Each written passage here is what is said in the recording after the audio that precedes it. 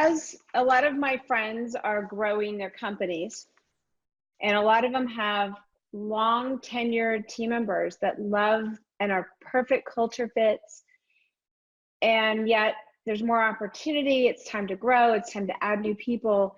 There's this a little bit of resistance to that. It's like, why are you bringing not that person, any person into the organization?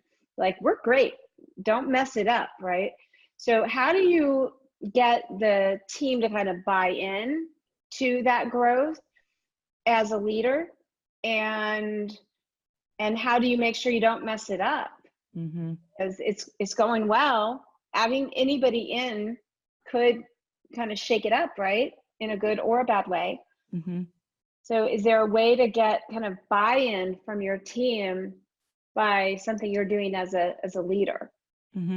Yeah, I think that's a really great thing to be looking at and an important thing to be paying attention to. And one of the hardest parts, I think, to realize, especially if you're the business owner or at the top of the leadership rung, is that no one really wants your business to grow as much as you do. And sometimes it can be hard to imagine that because you started a business to grow it. But the people who came on because they loved who they were working with and the work they got to do and the way it felt and what they felt like at the end of the day. And when you talk about growth, you're talking about changing all the things they love. And they're super happy for you to have more money, but their life feels like it gets worse because of growth, not better. And so that's the first thing to remember, is that you're actually creating change that they're probably not going to enjoy right away unless they can get their head around it. So I would say maybe, I like the term boss because I feel like sometimes we have to own our bossness a little bit more. But one of the analogies people use is the difference between a boss and a leader. So a boss, that kind of bossy, disconnected sort of idea, is sort of someone who comes in and says, this is what's happening, here's who we're hiring, get over it. But a leader comes in and gives language and vision and kind of coaches people into seeing how it's going to be either just as good or better. But a big piece of it is explaining in a way that people can talk about it and process it and ask questions in a meaningful way.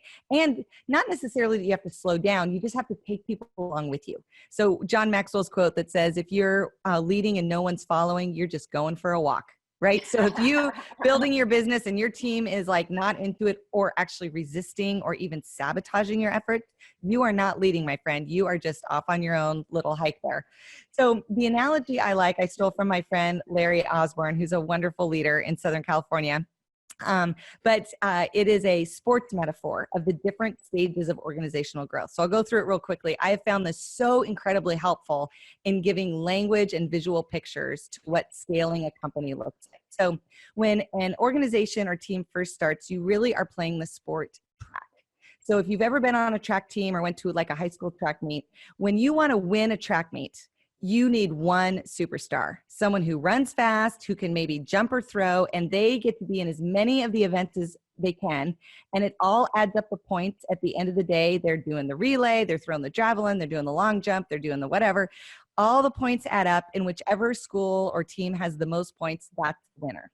And so when you play track, or like, I guess it's not play, I should really give my disclaimer that I'm not a very big sports person. So I use this sports analogy. So you'll just have to give you a little grace and go with me to get the concept. But when you're in a track meet, so, and you participate in track, you just need a track.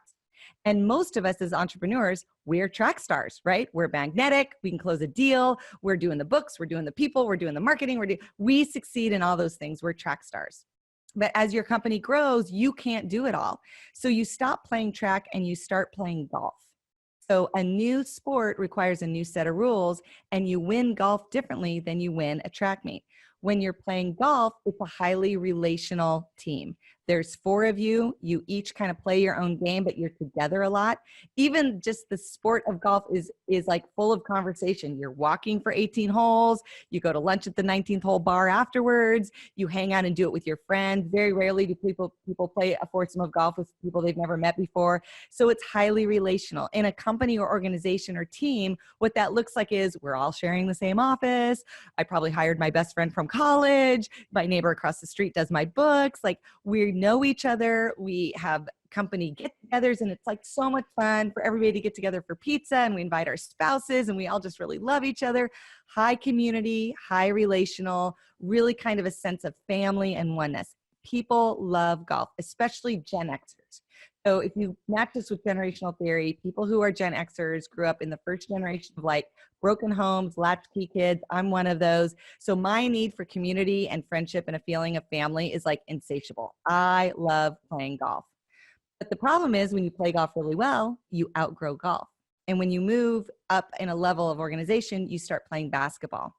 Well, when you're on a basketball team, the team functions totally differently. First of all, you have a coach that doesn't play anymore. So now all of a sudden you have a leader that's a little disconnected from the front line. Now in basketball, there's hardly ever a basketball coach that didn't play basketball growing up. So they usually practice with the team. They still might get in there and scrimmage every once in a while. They love to play. They love the game. They love the teammates. So they're in it, but at the game day, they're backing up and they're coaching the people. When you're on a basketball team, you sometimes are there and you never play an entire game. You're like on the bench, but you train with the team. Everybody wears the uniform. You all shirt up. You're one team. You have specialists. So you might be a center or you might be like the 3-point whatever person guard thing, but you still cross train and you can do any of the jobs. So it's a highly functional team. You're very unified, but you have specialty roles. And you could get a track star like LeBron James. He still can't win the championship without the rest of the team. So there is a team and you have a coach. When you're done with that one, the last level is you start playing football. Now, football is a totally different team culture. First of all, there's an offensive, there's a defensive. They don't really know what each other's doing. They practice differently. A lot of times they travel differently. They have a different set of coaches. The coach over the whole team is like way up in the box. They don't even necessarily even get to know the players. You have crazy things like specialty teams with someone who gets paid a ton of money to get out and kick the ball through the field goal like twice in the entire game, and he's making $1 billion. Like, you have those people on the team. You have a whole bunch of people that are in training. You've got coaches that are just in charge of like, I don't know, getting the people off the field so you don't get a technical foul. So your team becomes really complicated. No one knows what each other's doing. And the problem is when you move from track to golf to basketball to football, you give up the dynamic that you came on the team loving. So if you came on at golf, you love the people, but we're playing football now. And it's like, I don't even see the owner anymore. We used to be friends and now they barely even know me. I think they forgot my birthday. Like, it feels like personal injury that you're coaching from the stands now instead of with the players. If you came at basketball, you miss knowing what everyone else is doing. When you play basketball, you're watching every play. You're a part of it. You're cheering your team on. Now you're playing football. You don't even know what that other department is doing. You get silos really easily in football. That gets frustrating. And so the problem is we get judged as leaders because we keep trying to play another game, but we forget to tell our teammates that we're changing the rules of the game. It requires something different to win. So one of the exercises I take my companies through is I talk about this whole thing. So you can do this with your teams, talk about the levels, and then say, what team are we playing right now? What sport are we playing? Are we playing golf? Are we playing basketball? Are we playing football? What sport did you come on at? What's the difference? Tell me about what's different. What do you like? What do you not like? Just the language and the visuals takes the conversation from blame and hurt and something's wrong to just something very objective, something that we can get our head around. And then you can end the conversation that says, I really have a vision to play football one day. I know we're playing golf right now. What is it going to take for us as a team? I need you guys. We got to learn how to play basketball. Then we got to learn how to play football. What do we need to become? Like, how do we learn to play basketball? What do we need? And that's where you get brainstorms like, we need to get base camp and we have to make a folder that tells us all what to do. And we probably should outsource, the payroll. And, you get all these brainstorms around moving to the level rather than resistance to the solutions you're trying to bring that seem like a no-brainer because you've been playing football in your mind from the beginning. That's always been the goal. The other people just don't know that yet. I've never heard it explained that way. And you're right. It's easy to get it, right? I mean, it makes perfect sense with that analogy. And I've never heard anybody ever explain it that way. It's brilliant. It's so easy. I love it. Yes, it's so useful. And even people that don't understand the mechanics of maybe golf, right? They understand the concept of it. And so, or football or basketball. So everybody can see it. And now it's not that we're making growth wrong. We're just playing a different game. That's right. And to be really honest, the other thing is we can give people permission to say, if you just really love golf and the thought of playing basketball is just not good for you, I want to help you find another golf team to play on. How can we do that? I care so much about you. I want you to be happy. And I don't want you to come to work being out of place and playing a sport that you do not want to play.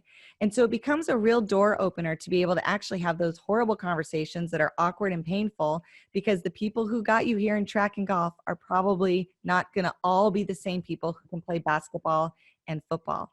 I actually think from an organizational development and people development side, I think there are two different kinds of people. There are people who have a sweet spot and they need to stay in their sweet spot of what team they play. Or we have people who like to grow.